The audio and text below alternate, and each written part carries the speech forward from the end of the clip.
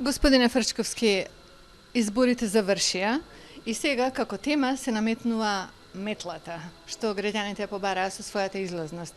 Ваш коментар за изборите? Она што сега треба да направат, веројатно не посебно председателот, туку акцентот ќе се помести према владата. Тоа на што го споменавте како метла, но тоа само можеби е еден момент од 4-5 демонстративни операции политички кои они мора да ги направат брзо, по моје мислење, и нака гласно власт. Првата е администрацијата државна, таму се однесува терминот метла. Тоа е најочигледно. Таму има непотизам, но непотизмот толку не е проблем колку некој пат некомпетентноста, некоординираноста на владините главни министри, од кои и државни секретари, од кои патат граѓаните, и реакцијата и на бизнисот е страшна, дека е владата некоординирана внатре.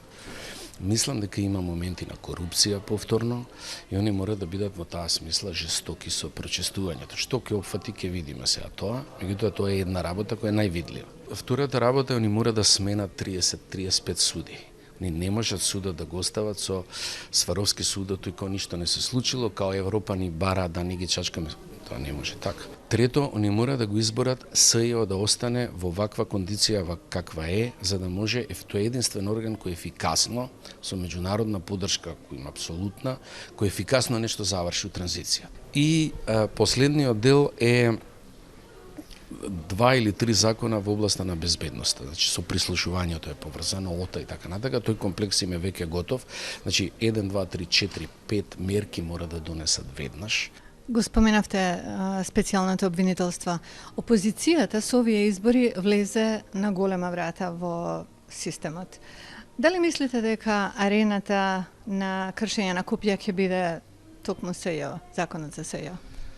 Кај СЈО тоа е очигледно, они оценуваат, мислам дека позициите на опозицијата кај СЈО се неприфатливи во овој момент никакви. Они сакаат практично целокупниот систем на докажување на делата да исчезне, се тргне од доказната постапка и евентуално притисокот кон кадровските решенија на самото СЈО.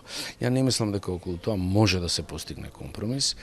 Веројатно владата очекува да им покаже на сите дека не е возможен компромис со ваква опозиција, па потоа да бара двотретинско мнозинство без опозицијата, со оние пратеници надвор од тоа и да го заврши. Но некако мора да го заврши пред јуни тоа, а тоа е брзо, тоа е овој месец. Првиот дел од вашето прашање се однесува на карактерот на опозицијата. За жал, ако овие гласови, иако не мора така да се чита, но ако овие гласови го зацврснат ова раководство, кое практично е исцедок од раководството на Груевски, практично блокирано, не може да се дистанцира од криминалот и жестоката недемократична пракса која ја правеа тие 10 години претходно, невозможно е да се рекапитулирате, дури и да добиете некаков од разочарување кон власта некаква поддршка.